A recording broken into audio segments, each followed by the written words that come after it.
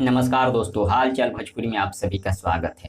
दोस्तों, खेसारी लाल यादव का एक बहुत ही ज़बरदस्त गाना आने वाला है, वो भी बोलबम गाना। जी हाँ, बोलबम गाना आने वाला है और बहुत ही हाई लेवल का इसका वीडियो शूट किया गया है। आपको बता दें, इस गाने का जो राइटर है, इसका खुलासा अभी नहीं किया गया है कि कौन सा राइटर इस गाने को लिखे हैं, लेकिन विवेक सिंह जी का कहना है कि बहुत ही हाई लेवल का वीडियो शूट किया गया है और बहुत ही ज़बरदस्त तरीके से शूट किया गया है। और खेसारी लाल यादव जी को इसमें एक नए लुक में दिखाया गया है, जो कि आप लोग देख सकते हैं। भोले शंकर बने हैं खेसारी लाल यादव जी, जो कि आप लोग स्क्रीन पर देख सकते हैं। और ये जो गाना होगा, एक अलग अंदाज का गाना होने वाला है, जो कि इसके पिछले साल रिलीज किया गया था, कैलाश धुआं धुआं है।